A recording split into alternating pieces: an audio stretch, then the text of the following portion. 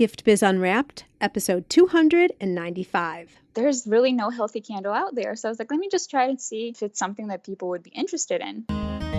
Attention gifters, bakers, crafters, and makers. Pursuing your dream can be fun.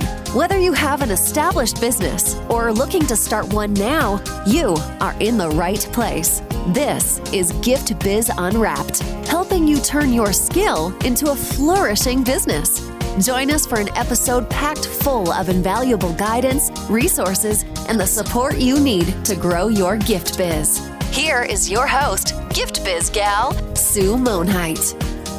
Hi there. Welcome to this week's show and full on holiday season. Hanukkah starts Thursday night and Christmas is only 18 days away. Oh my gosh, can you believe it? I know from experience how busy you are. So I personally want to take this time and thank you for all your hard work in managing through making all of your product, the sales, packaging, and shipping, so that we can have a festive season and enjoy all the wonderful gifts that you've made possible for us to give and receive. Today, I have the perfect product biz that fits right into our season of holidays, and it's one of my favorites. Bet you can guess. Candles. We get to go behind the scenes to shed light on the startup and growth of a young business. Dasha talks about mindset and how she had to manage her thoughts because they could have prevented her from moving forward. She's now just over 2 years in business and on a path of solid development and growth.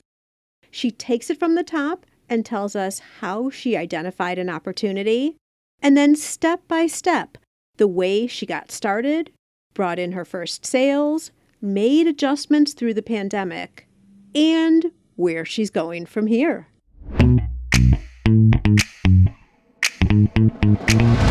Today, it is my pleasure to introduce you to Dasha Kosovan of Wellness by Ari.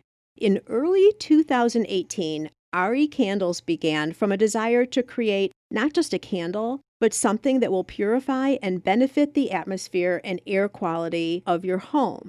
The idea was ignited after burning a candle that was received as a gift and seeing black residue in Dasha's kids' noses after burning the candle. That's when she said, never again, and began working on creating a candle that would not only be pleasant to burn, but also beneficial. Dasha is now the owner and founder of Wellness by Ari. They pour 100% beeswax candles combined with aromatherapy essential oils. And we are going to get under the whole story of the development of her business right now. Dasha, welcome to the Gift Biz Unwrapped podcast. Thank you, Sue, for having me. I am so excited. And candles, anyone who's been following me knows that that is my thing. So that our listeners can get to know you in a little bit of a different way. If you were to create a candle that was all about you, what would your motivational candle look like? Okay, well, if you look at our candles, you kind of see our candles are yellow. They've got a honeycomb pattern and they're made out of beeswax. And the reason for that is because we wanted the purest ingredients in our candles. We were just fed up with all the toxins and all the nasty stuff that we found in candles. And we wanted to create something that was natural and pure. And that's what the yellow beeswax is for. We wanted to just get something that's clean for the air and for the family, created with our candle. Do you have a motivational quote that would go on your candle? We actually have a Bible verse that's on our candle. We did Romans 5:8 on our candle, and it says, but God shows his love for us, and that while we were yet sinners, he died for us. And that's a quote that's very personal to me and my family, and so we wanted to include that on our candles. Beautiful. And do you actually include that on your candles? We do. We put it on the bottom of our label and also on our postcards. Oh, wow. So not only are your candles yellow, because that's my favorite color and my brand color, but also candles, which is a product I love, and you have a motivational quote. We are like already linked together perfectly. I love that. All right. So your business is still relatively new. I am so excited to talk about that because so often we're talking to people whose businesses are much further along and they have to go back and really reflect. And I'm feeling, Dasha, like you're still in the middle of growing the business, but you've done so well so far. Talk to us a little bit. And so it's just a couple of years ago, I guess you're saying, but how did you get this idea, apart from what I said in the intro, like what built up to you starting your own business? The more research I did about wax and just the ingredients that go into candles, the more I fell in love with beeswax. The goal was just to create something for me and my family to burn in the house so that I could feel 100% confident and okay with burning something in the house. And then the more research I did and the more I dug in deeper, the more I was encouraged to create something that I could offer to the world as well. Just the more that I played around with it, the more I was like, okay, I really want to get it out there so that people can burn these candles in their houses as well and just enjoy them as much as we do. So you were doing this on the side. Were you working somewhere else at the time? No, so I was a stay-at-home mom. I have 3 kids. At the time, I had 2 kids, 3-year-old and a newborn. Okay, this is where, I mean, young children, their bodies are still developing, and all of a sudden you see black in their noses from candles that you were burning. I wouldn't even say it was as much a hobby as you were just deciding this is not going to do for my family. Yeah. And so you started testing and experimenting for your own use. Would you call it a hobby or was it a necessity because you just have to live with candles like I do? Both. So we didn't burn candles for a while, and then we actually had a power outage. And we didn't have flashlights for some reason or candles. So we had no light, like except like our phone lights. And I was like, oh, this sucks. So I was like, let me just create something, some kind of candle for us. So I actually started with like oil candles, just pure oil candle. But that created way too much smoke. And I was like, no. So that's when I started doing the beeswax candles, just because for that reason, I was like, we don't have anything to burn in case of an emergency. And look at what this grew into from there. That's crazy.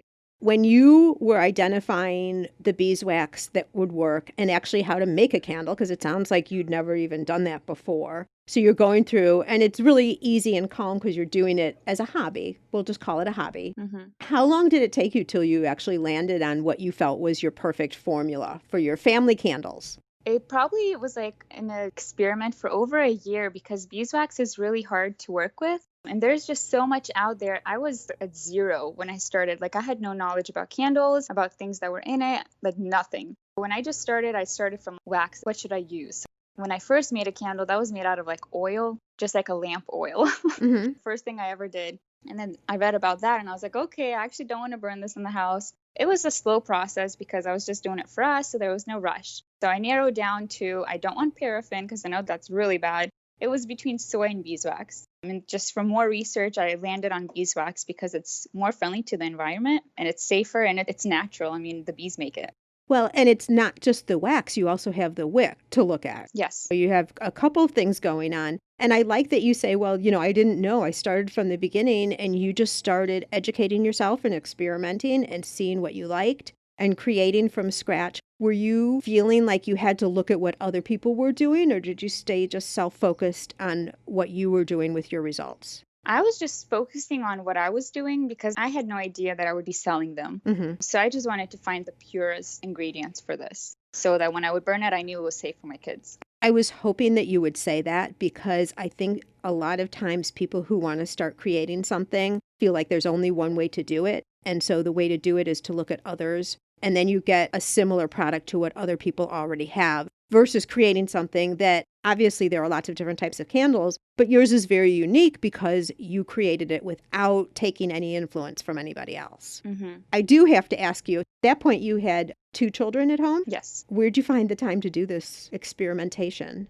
When they slept. I still actually work early mornings, like 3 or 4 a.m. is when I wake up to work. I had to do it when they're sleeping because that's when I wanted to be fully into it, not like sidetracked or anything. I wanted to just dig in on my own time with no interruptions. And I still do that. Did you say 3 or 4 a.m. to start working? Yeah, that's when I wake up is 3 or 4 a.m. to work. Oh my gosh. Well, Gift Biz listeners, we are not interviewing at 3 or 4 a.m. I will tell you that. It's a little bit later in the morning. Yeah, my kids are at the park right now, so. Okay, so you found something that you liked, and you must have liked just the whole process of creating candles then, to even start thinking about it being a business. Talk to us a little bit about that transition, because you were just doing it for your family, and then what made you start thinking differently and expanding the candle line? So once I narrowed it down to like the wax I wanted and how I wanted to scent them, I loved them. And then I started sharing it with some of our family and friends, and they loved it too. And I was like, maybe I should try to sell these. At that time, I couldn't find any beeswax candles that were scented with essential oils. So I was like, there's really no healthy candle out there. So I was like, let me just try and see if it's something that people would be interested in. And so that's when I was like, okay, well, let's just try it. And so by trying it, you were sharing it also with friends and family to get their reaction? Yeah. I had a lot of friends. I just would give it to them and I'm like, try it and just give me your honest opinion. If it sucks, like tell me, hey, it sucks. Like, I don't really like it. Mm-hmm. But the feedback I got was very positive. A lot of people loved it. And everybody was just happy with the fact that they know exactly what's in the candle. And they were confident that it's safe and it's good for them to burn it in their house. Got it. And the point that when you blow it out, because you're done with it for the time, it doesn't smoke up. It still gives a little smoke when you blow it out, but it doesn't release any soot as it burns. Okay, got it. Your friends and family are saying, yeah, Dasha, these are great candles. Make me 100 so I have them all. What was the first step then to formally starting your business? And it started as Ari Candles, right? Yes, it started as Ari Candles and it was named after my daughter. My daughter's name is Ariella. Okay. Well, if I open up a business, I only have one daughter still. I have two boys and a daughter. And I was like, I want to have something where as the kids grow, they could kind of take over possibly in the future if they wanted to.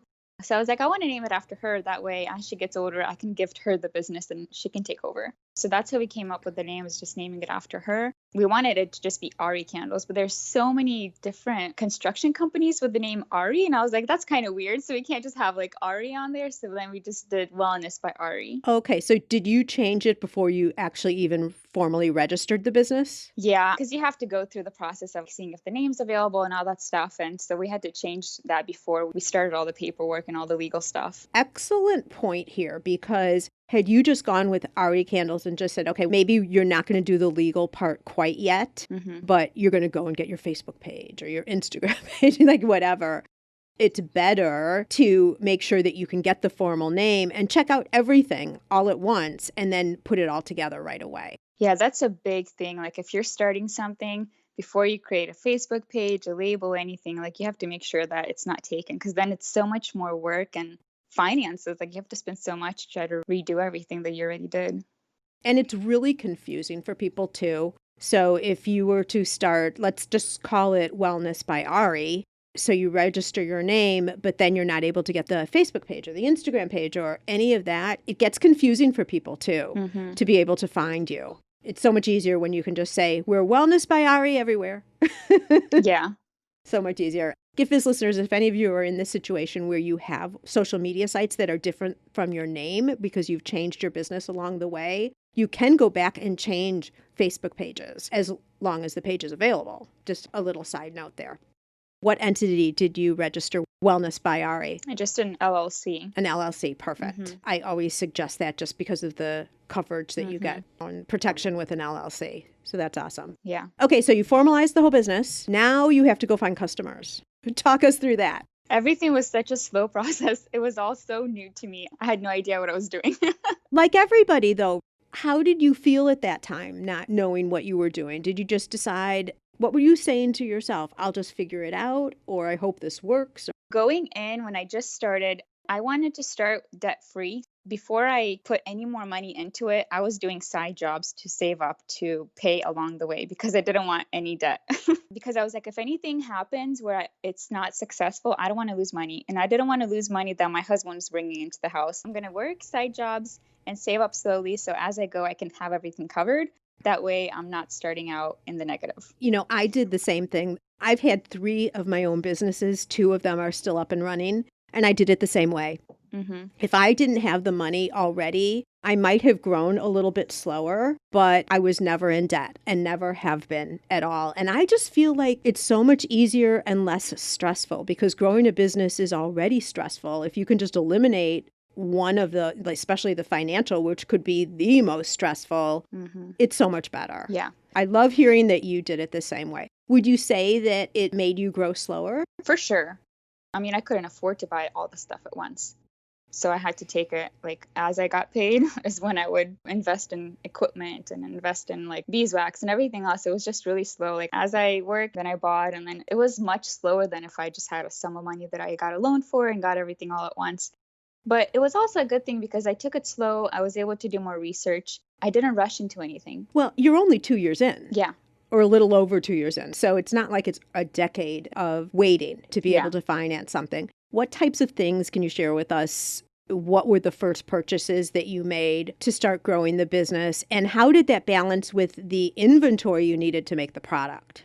The first largest purchase I made was the jars and the lids, and then the beeswax. Those were the most expensive things I got that I spent on. Well, and the essential oils, those things are really expensive as well. But those were the first large purchases that I made and invested in. And I was like, I'm not buying any more until all of them are sold out. This is another place where I see people putting all of their money into inventory before they actually see that what they're making is going to continue moving. You got validation already with your family and friends, but now you have to get validation with strangers. Mm-hmm. Okay, so you did that. And then what about equipment or things like websites and all that?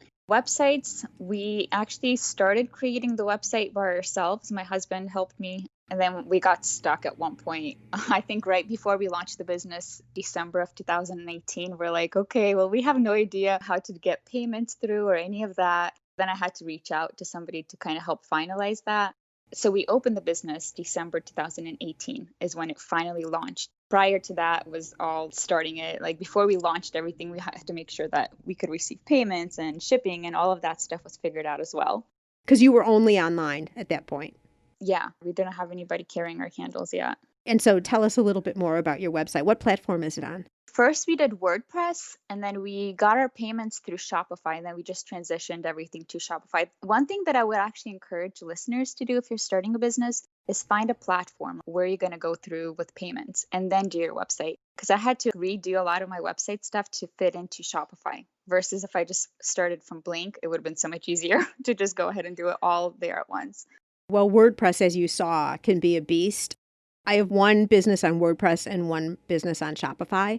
I think Shopify definitely is the way to go for product-based business, for sure. Yeah. And they have all the integrations that you need. Yeah. With shopping carts and shipping and all of that. So you reached out for help when you just couldn't figure it out anymore. Another good thing, I think, especially because we're makers, we want to figure everything out by ourselves. Mm-hmm. And then you get stuck and then you don't do anything. Yeah. So you reached out. Was it somebody that you already knew, or how did you find someone to help you? No, I didn't. I looked and it was so expensive to find somebody that would do the website for me. And then I found a friend who does photography and she had a website. And I asked her, I'm like, hey, can you recommend anybody? And she actually recommended me a person who was in United Kingdom. And I reached out to him and he did everything for me. Perfect. And it's up and running and it's beautiful. And Gift Biz listeners, you can see it over in the show notes. There are two different ways, I would say, to get started at this point when you're formally created your business and you're ready to go out and sell. And one is face-to-face with craft shows. And I don't know if you knew something we didn't know by going online right away. Obviously now with the pandemic, a lot of people had to create online platforms if they didn't have them already. You decided right away to go e-commerce versus showing locally at craft shows, etc. Why did you make that decision?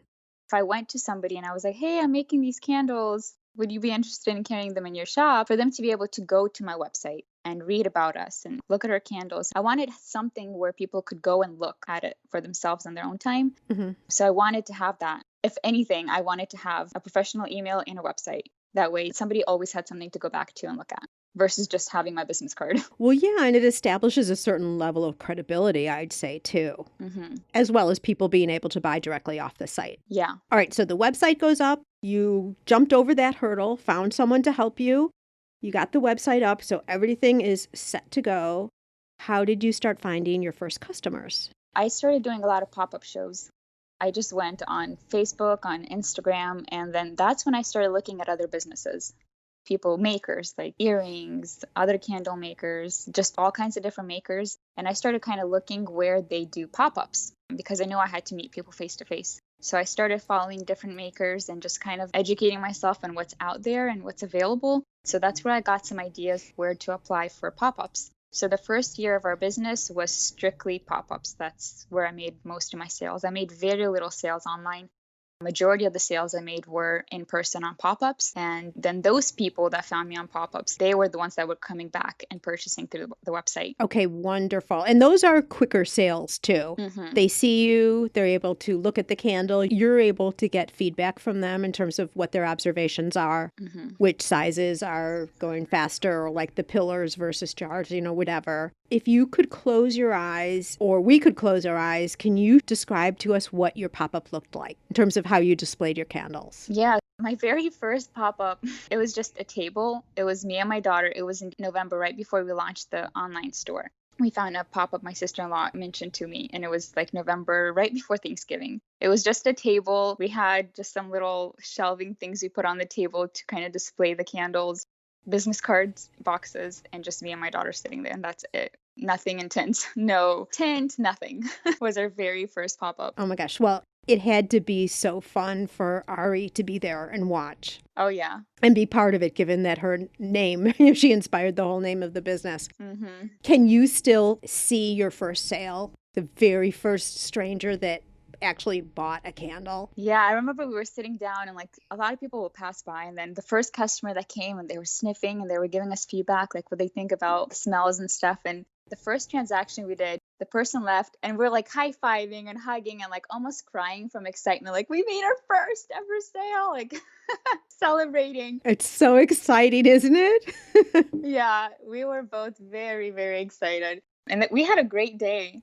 It was funny because she was like 4 and she was like, oh, why didn't this person buy it? Or they said they're going to come back and they didn't come back. And I'm like, that's okay. Like, we're just out here to meet people. We went in anticipating not to have any sales. That way we don't have any disappointments. Like we went in, we're like, even if we don't make any sales, we got our business card out there. We got our name out there. Oh my gosh, how exciting. And what a treasure being able to share this experience with her too. Yeah. She's learning business from a young age. It's so great. I want to point out that you had a table only. That didn't stop you. You didn't have this big display created yet. It was just the table, and you still saw success. Did you sell more than just one candle at that pop-up? Yeah, I think we sold like 30 candles, which was huge for us. That was our first ever. And so how did your pop-up experience continue to evolve? As I saw pop-up opportunities come up, I just started following a lot of pop-up places. And as they were like opening up applications for the pop-ups, I was just applying everywhere. A lot of them you have to pay for the application and pay for the spot. And that's an investment I had to do as well. What were the ranges you were seeing? The cheapest one was like $20, I think. And the most expensive one I did was Girl Tribe. I think that one was like $200, but worth it. It's still not bad. Yeah, not bad. Not bad. Nope. It's definitely worth it. Yeah. And how did your display evolve? I would slowly, as I had income coming in, I would slowly purchase more things. And I purchased a tent. Then I invested in getting a backdrop of all of the information about our candles. That way, as people are looking, they kind of have something behind us to read as well. So just slowly buying more stuff to add to the table and give it a nice design and look to attract people. And that's where you're at today. Yeah, like we have a backdrop, we have tablecloth with our logo on there, we have a bunch of signs, and we have everything for a successful tent, I guess you would say. And do you think you'll continue that once you're able to again? Possibly. Our sales this year has been an incredible year with online sales. We have done no pop-ups starting January 1st, and it's been a great year. Because I have little ones, I don't know if I'll do pop-ups next year either. Maybe a couple, but we'll see. Pop-ups now, unfortunately, some people are still doing craft shows, but let's just say for you, as you just mentioned, pop-ups aren't something that you're doing at this point. How are you getting sales now from January forward? How have you seen sales coming in? Is it one-to-one consumer purchases? I also created an Etsy account. Okay. After I created our website.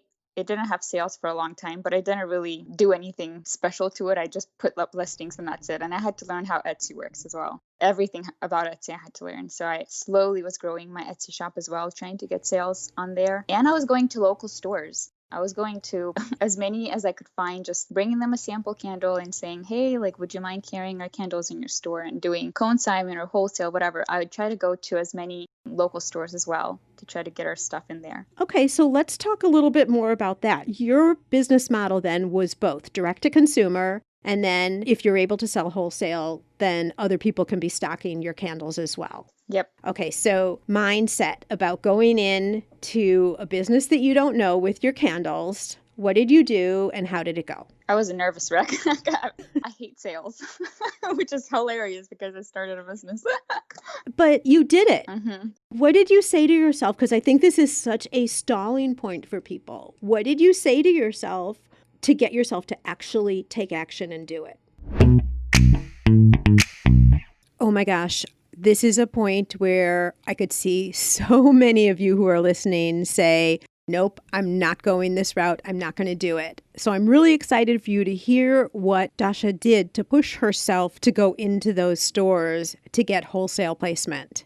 You already heard she doesn't like to sell. Her way of managing this is coming up right after a short break. Yes, it's possible. Increase your sales without adding a single customer. How, you ask? By offering personalization with your products. Wrap a cake box with a ribbon saying, "Happy 30th birthday, Annie." Or add a special message and date to wedding or party favors for an extra meaningful touch. Where else can you get customization with a creatively spelled name or fine packaging that includes a saying whose meaning is known to a select few? Not only are customers willing to pay for these special touches, they'll tell their friends, and word will spread about your company and products. You can create personalized ribbons and labels in seconds. Make just one or thousands without waiting weeks or having to spend money to order yards and yards. Print words in any language or font. Add logos, images, even photos. Perfect for branding or adding ingredient and flavor labels too. For more information, go to theribbonprintcompany.com. I was like, okay, well, there's no going back. I already invested money and time into this business. I've always looked at it as there's no going back. Like, you're not quitting ever. You started it, you're continuing. And so I just had to keep pushing myself. Okay, I want to grow the business. Online sales aren't happening right now. So I was only doing pop-ups and I'm like, I want to get into stores. I was like, well, as much as you don't want to meet people and talk to them about your stuff, you have to do it. So I was like, okay, well, I'm going to bring a sample to them because most people, they're going to like it if you bring them a sample to try. So they know exactly what they're going to be selling. So I would take them a sample and email them, call them, harass them a little. Sometimes I would write them like, yeah, we'll get back to you. And I'm like, okay, it's been like 2 weeks. So I'm like, hey, just wanted to see. So I kept calling them, like trying to get my foot in the door. Good for you, because most people won't do that. So good for you for following up in that way. Yeah, there's some companies I had to reach out like 4 or 5 times. And I was like, I am so harassing them, but I really want them to carry my stuff. So I just kept reaching out. And then they're like, okay, like come on in. And then I would come in and meet them. Some people were like, no, this is just not something that we think would sell in the store or things like that. And I'm like, okay, well, that's perfectly fine. And then I would meet with other places that are like, yeah, let's give it a try. There's so many opportunities. I didn't have an idea of where the company was going to go. If I'm going to only do online sales or sell in stores or wholesale. So I just had all of those open. I was like, I'm just going to try everything and see what happens. And I'm really glad that you brought up the fact that there were some people who just said no. Mm-hmm. I don't know how you felt, but I appreciate no's if it's a true no. Because sometimes people say no on the surface. But if you've contacted them a couple times, they've seen it, they've just decided it's not going to be a fit. They don't, and maybe they like it, they just don't have the space right now either. But a no then means, okay, now I'm going to go look for another opportunity elsewhere. Yeah. You know, it doesn't mean a no that every single store will never want your candle. It just means the one. So I'm glad that to hear that you did experience some people who took a pass on the product and then you just went and found others. Yeah. How did you think through your pricing before you went in to talk wholesale? That's something that I reached out to some people because I didn't really know much about wholesale. I had a few people that I knew that worked in sales and I just reached out to them. I told them, listen, this is how much it costs me to make this item. This is how much I'm selling it. I have no idea of anything about wholesale. I did a little research. I still was not understanding it. And that's something that people should feel free about is don't be scared to reach out to people for help. I reached out to a bunch of people and I'm like, hey, I need help. I have no idea about wholesale. What would you suggest? This is how much it costs. This is how much I sell. Like, what would you suggest the price be? And they would tell me how much it would be and why. And I got like 4 or 5 different opinions from people. And that's how I came up with my wholesale price. Okay. And how is it all working for you? It's working out great. We don't have too many wholesale accounts, but we have at least 4 or 5, which is great for a company that's only going to be turning 2 in December. Well, not only that, there are a lot of retailers who aren't open or they're limited in terms of being open. So the potential to buy more or pick up more lines, they're probably saying, let's wait and see how all of this plays out before we take on more. Yeah. Even with consignment. Yeah. Same thing. And so it's a whole different ballgame, wholesale. Yeah. Right? Oh, yeah. It's so much better. I mean, they buy your stuff and you're done. You get paid, you're done with it. Are they paying you up front or are they on terms? No, they're paying up front. Wonderful. And you set it up that way. Yeah, if you're buying wholesale, then you pay up front and you have the inventory and you do with it as you please. You sell it for however much you please. With consignment, I bring my stuff in and I constantly restock and I get paid as they sell. Okay. Talk to us a little bit about the production end, because now you've got consistent purchases coming in, especially because you have wholesale, because they're going to have to restock their orders. So they continue having product in the store. You do have people buying online as well, right? Yes. How are you balancing now production with the rest of your life? 3 children. That was one of the biggest challenges, was learning to find time for family and find time for business. Because at first I was like trying to do everything at once. And I felt like I was going to go crazy because I wasn't like giving any time to my children. And I'm like, okay, my children are my priority. This is a side thing. And I had to constantly remind myself that, because when I initially tried to sell, I was like, okay, my priorities are my children because I stay at home. Finally, a few months after, like trying to just scramble everything at once, I was like, I have to do this when they're sleeping. So I would either do it when the kids go to sleep is when I would work for 2 or 3 hours, whether that's at night or whether that's early morning. And that's what I've had to keep doing, is working as just making separate time to work. You have specific times, or because we know children's schedules start to change as they continue to grow and all that. How many hours a day are you putting into your business? 3 to 4 hours a day. That's all? Yeah. Wow, good for you. Are you at all getting to a point where you're considering bringing somebody in to help? Yeah, I'm actually at the point where I asked somebody to help me with the small things that they could take home, like prepping the wicks and stuff like that. Getting to the point where I'm like, I either have to wake up even earlier, but which is not an option. I mean, I have to get sleep. So I'm like, I'm going to have to get some help, especially during this holiday season. I might have to have somebody come in and either help package up orders or something. So I am at the point where I'm going to have to get one helper. Good for you. And you're already thinking of what the tasks are that they can do, which is perfect. Yeah. Because you don't want to get to the point like, what if someone has a huge wholesale order for you? Yeah. You want to make sure that you'll be able to do it. So that's wonderful. What about the back of the shop stuff in terms of bookkeeping and all that fun stuff? That's been a very easy thing for me, probably because I've always loved keeping track of finances and stuff. I don't know why, but that's always been an interest of mine. But I use an app that's been wonderful and it's free. It's called Wave Apps. It's kind of like QuickBooks, similar, but it's free. It's got an app. You take pictures of your receipts and put everything in, and it kind of keeps track of everything for you, which has been a huge help for both of our, like my husband's business and my business. It's been a huge help. That's what I use for accounting, and everything else is that app. Wonderful. I'm going to connect that up in the show notes. So it's called Wave Apps. Wave Apps. Okay. And so you take a picture, and then do you have to choose a category in terms of what this is? And you can customize it. Like if they don't have let's say like merchant services or like shipping labels or something, you can always input a category for whatever you need it to be. And then my husband's stuff and my business's stuff. So we have 3 different accounts with him. It's all one account, but like you can have 3 different, I don't know what you want to call it. You're right. Your account, but it's broken into 3 different sections for 3 different types of income analysis, if you will. Yeah. And it takes into account all of the finances of your business. So also when you're doing shipping on product and when you're buying promotional stuff or ingredients, of course, all of that. Yeah, it's a very helpful tool. Are there any other apps that you're using to run the business or systems that you would recommend? For accounting, just that.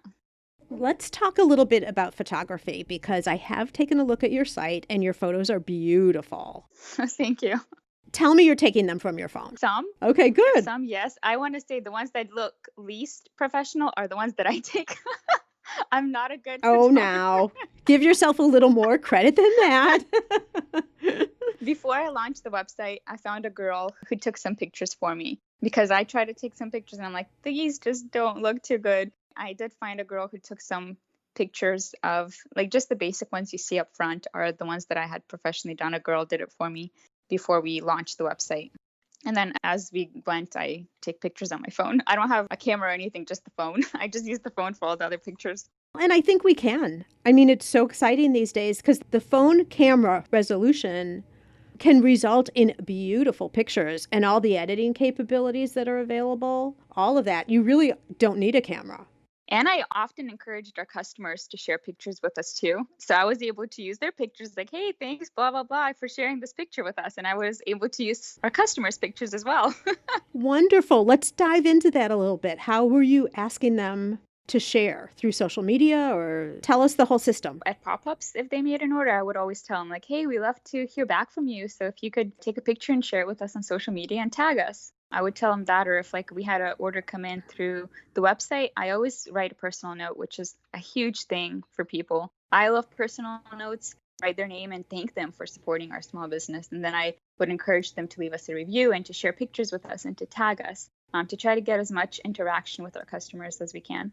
And so were you doing a personal note through a message or actually writing a note and sending it to them? Both. I would send a message after the order came through, just thanking them. Like I just came up with a message thanking them and blah, blah, blah. And then I would write a note on the packing order slip as well. Oh, okay, perfect. So to include with the product when you ship the product out. Yeah. Okay, got it. The holidays are approaching.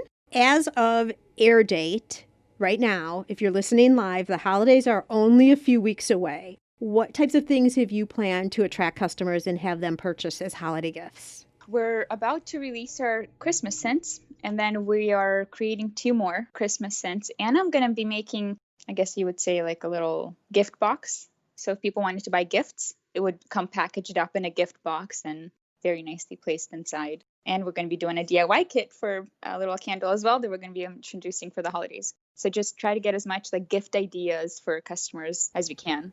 Got it. Okay, so while people are listening here, this is the first week of December. So can you share with us what those holiday scents are, the new scents? Right now we have Christmas tree and frozen forest available. We're also going to introduce possibly eggnog and gingerbread, but still working on the scents. We're still sniffing them, but we have probably 6 or 7 to narrow down to 2. But they're all like wintry, Christmas tree type scents that we're going to introduce. Not sure of the names yet, but there's a couple that smell really good. I'm closing my eyes and smelling them right now. Yeah. Because Christmas Morning. Yeah, like holidays for sure, like all about candles. Well, I'm all about candles year round. So are they going to be yellow also? Is everything always yellow? Everything is always yellow. We don't buy bleached. Beeswax comes from beekeepers in the US. We don't buy any from outside of US. So all of our beeswax comes from the US and they're all just pure yellow. You can naturally get it lighter by putting it in the sun.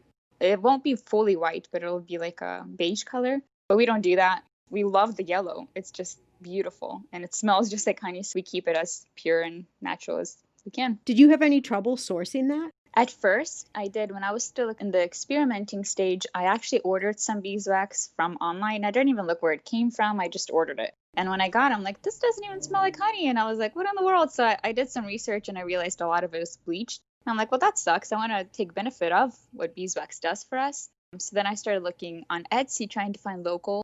And it was so hard to find somebody in North Carolina. And I still can't find anybody in North Carolina to produce enough wax for me. So I found a beekeeper in Florida and she sent me some wax and it was just beautiful. And it smelled like you opened up a jar of honey. And I was like, that is a huge difference. So that's when I was like, okay, I'm only buying from like local. I mean, that's not local, but it's still in the US. It was a huge difference.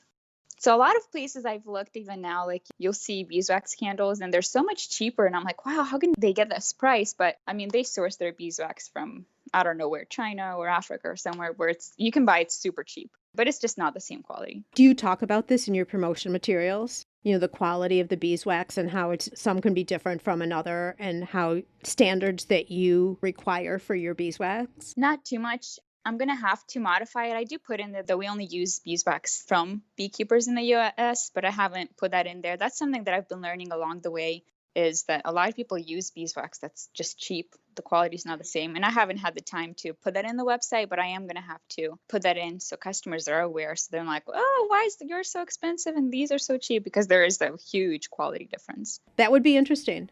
And, you know, like, why are candles always yellow? Yeah. Things like that. There's so many things you could do with that. Mm-hmm. Okay, I am jumping back to the holiday because something that you said really sparked my curiosity here. And that was your DIY box for the holiday. Mm-hmm. What is that?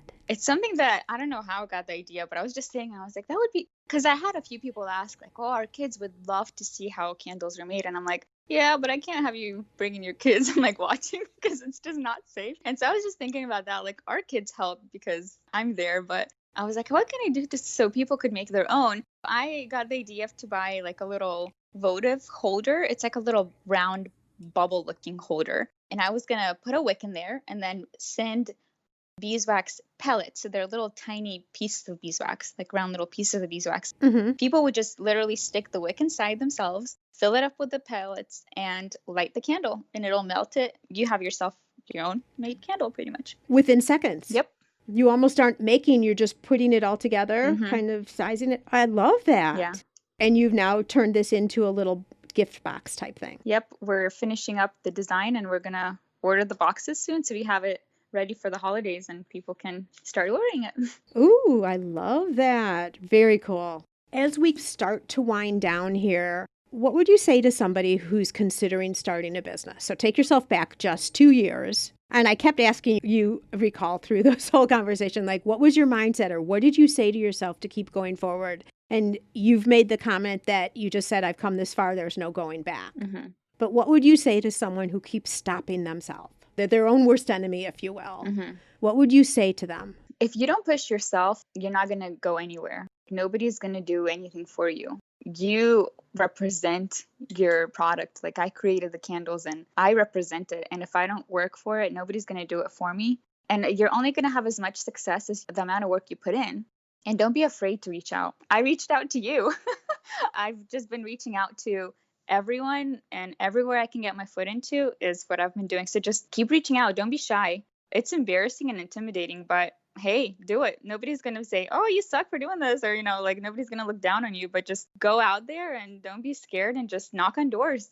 I agree 100%. When I say this, you'll understand what I'm saying, but I'm kind of glad it's hard and intimidating because that means a lot of people won't do it. Mm-hmm. So if you can just fight that urge to say, I don't know, I'm afraid, I'm going to embarrass myself or like whatever, if you just put that aside and actually take the action, like for you, Dasha, going into the stores or doing the pop-ups, most people won't do it. They'll talk about it and they won't do it. So if you take the action, which is meaning Gift Biz listeners, you are making more progress than 99% of the people out there. Mm-hmm. And Dasha, you're a perfect example of that. You've come so far in 2 years. It is so impressive. And you keep going. Like you said, you reached out to me because you're looking to get more visibility, right? You want your candles known. Yeah. Fabulous. What do you see coming in the next couple of years? I definitely want to have a candle workshop. That's like a dream to have. A physical workshop? Yeah. Ooh. Like a physical candle workshop. There has definitely been a lot of growth to where I'm getting limited to what I can do, but there's so many ideas that I have that I'm like, I just want to do them all at once. And it's so hard to control yourself. I'm like, no, you have to take it a step at a time.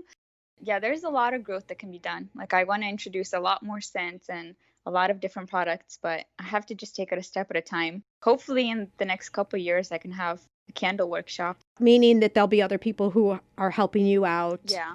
It'll be outside of your house at that point. Yeah. And look, you have so much ahead of you. I mean, as the kids continue to grow, at some point they'll be in school. You'll have a different availability of your hours. Yeah. You don't have to do it all at once. Something that I had to learn to like take easy, because at first I was like, oh, I'm doing it all at the house. And like, I really want to have a workshop or an area for all this stuff. But then it's like, can you afford it? Like right now, even though we're growing so much, I'm like, I can't allow myself to have that yet.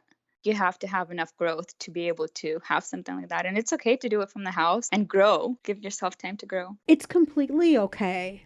I've seen this a bunch of times where people grow too fast. Mm-hmm. Like they see that something is really moving, their product is going, and then they rent out a retail shop. Mm-hmm. And the overhead and the expense of the retail shop is just too much, and they crumble under that. Yeah. I think that there is a lot to be said for growing slower and steady and pacing. And then it also continues to add excitement to your business. Yeah. People who continue to buy your candles and support you, then they find out that you're developing a workshop and you're adding more scents or, whatever else the workshop is going to bring. Also helps the longevity of your business, if you will. Mm-hmm. Stability and longevity. Yeah.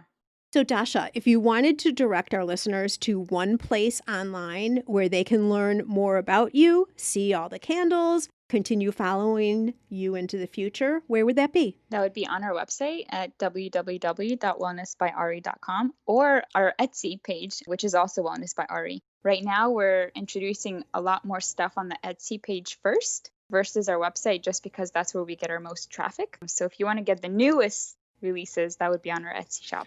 Ooh, an insider tip for us. Perfect. Thank you so much, Dasha. It has been so much fun talking to you. You know, I already love your product by color, by what it is, like the whole thing. And it has been such a joy getting to know your story and uncovering it. And so many of the things that you're doing are great, great examples for our listeners. So I appreciate you reaching out. I appreciate your taking the time this morning. I also appreciate that it's not at 3 a.m. Thank you so, so much for being on the show. Thank you so much, Sue. Shortly after Dasha and I recorded this interview, a present arrived in the mail. It was a beautiful yellow frozen forest scented candle. I got to tell you, it was everything I could do not to open it and burn it right away. But I decided to save it until tomorrow and light it as a special treat on my birthday. Now, I mean, I already know it's going to be amazing because I've lifted the lid and have smelled it. But if you want to see a photo and hear my experience with Dasha's candle, I'll be posting it up to my Instagram account at GiftBizUnwrapped tomorrow. Make sure to go check it out.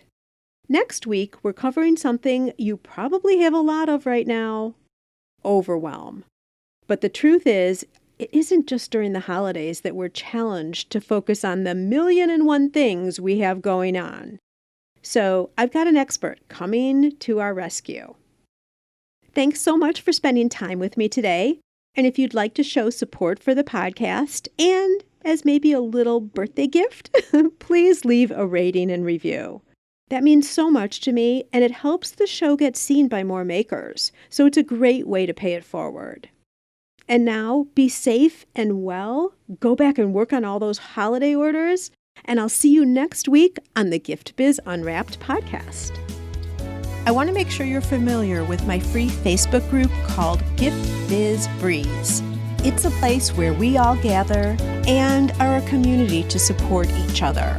I've got a really fun post in there that's my favorite of the week, I have to say, where I invite all of you to share what you're doing, to show pictures of your product, to show what you're working on for the week, to get reaction from other people, and just for fun, because we all get to see the wonderful products that everybody in the community is making. My favorite post every single week, without doubt. Wait, what? Aren't you part of the group already? If not, make sure to jump over to Facebook and search for the group Gift Biz Breeze. Don't delay. Come join us in Gift Biz Breeze today.